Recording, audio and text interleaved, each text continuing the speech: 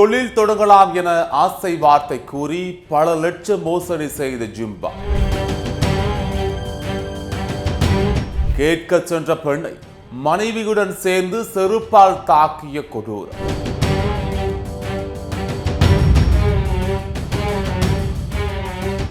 என்ன நடந்தது வாங்க பார்க்கலாம்.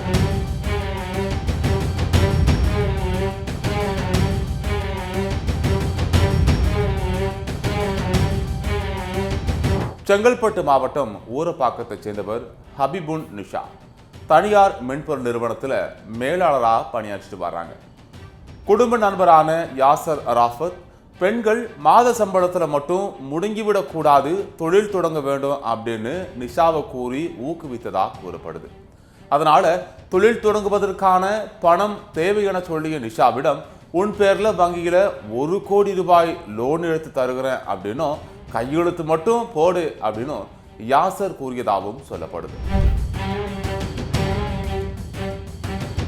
இதற்கு எனக்கு எப்படி 1 கோடி ரூபாய் வங்கி கடன் கிடைக்கும், ஏற்கனவே 15 லட்சம் ரூபாய் வங்கி கடன் தனக்கு இருக்கு அப்படின்னும் என்னுடைய எலிஜிபிலிட்டியே 15 லட்சம் தானே என கேட்டிருக்கிறாரு நிஷா. அதற்கெல்லாம் நான் பார்த்துக்கிறேன், நீ கையெழுத்த மட்டும் போடு அப்படின்னு கூறியிருக்காரு யாசர் அராஃபத். இதன் மூலம் நிஷா பேர்ல சுமார் 60 லட்சம் ரூபாய் வரை கடன் வாங்கி 4 வங்கிகளில் இருந்து மோசடி முறைகளை எடுக்கப்பட்டதா தகவல்கள் தெரிவிக்கின்றன. அதன் பின்னர் அந்த பணத்தை யாசர் தனது கணக்குகளுக்கு மாற்றி, நீ தனியா தொழில் தொடங்க முடியாது, நான் பார்ட்னரா ஹோட்டல் தொடங்குறேன் அப்படின்னு சொல்லி பஹூஸ் பிரபூஸ் அண்ட் ரெஸ்டாரண்ட் என்ற பெயர்ல ஹோட்டலை தொடங்கி நடத்திட்டு வந்திருக்காரு.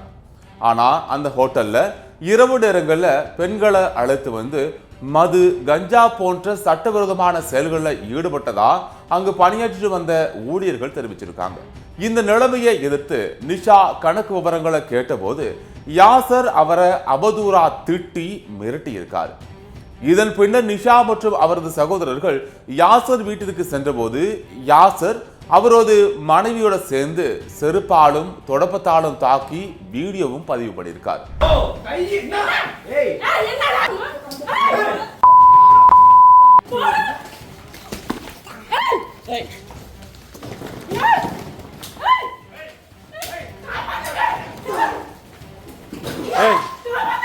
சமூக வலைதளங்கள்ல இந்த வீடியோ வைரலாகி பெரும் பரபரப்பை ஏற்படுத்தியது.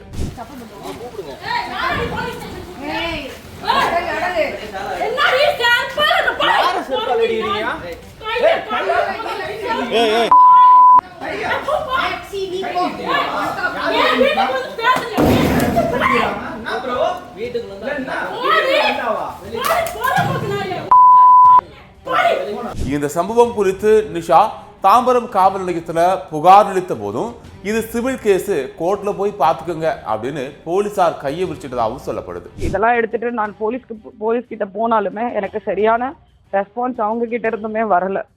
நான் ரொம்ப மன உளைச்சல்ல இந்த 3 மாசமா இது மட்டும்தான் ஹேண்டில் பண்ணிட்டு இருக்கேன். இதுல இருந்து என்னால வெளியில வரவே முடியல. மேலும் குற்றப்பிரிவு உதவி ஆய்வாளர் சிலம்பரசன் அப்படிங்கிறவரு யாசருக்கு ஆதரவா பேசி ஹோட்டலின் பூட்டை உடைச்சு நீங்களே நடத்துங்க அப்படின்னு கூறியதாகவும் தகவல்கள் வெளியாகி இருக்கு.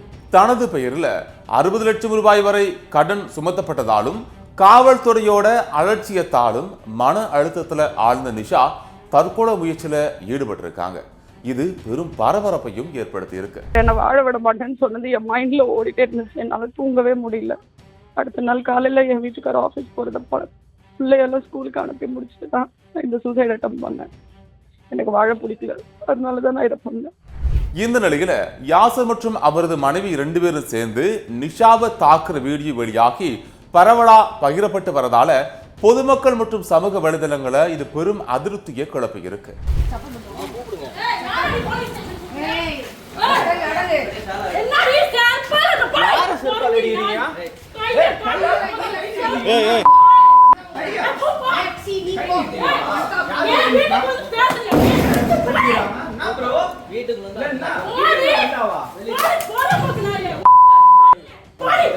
யாரையும் எதற்காகவும் நம்பி ஒரு செயலை செய்யறது நல்லதில்லை.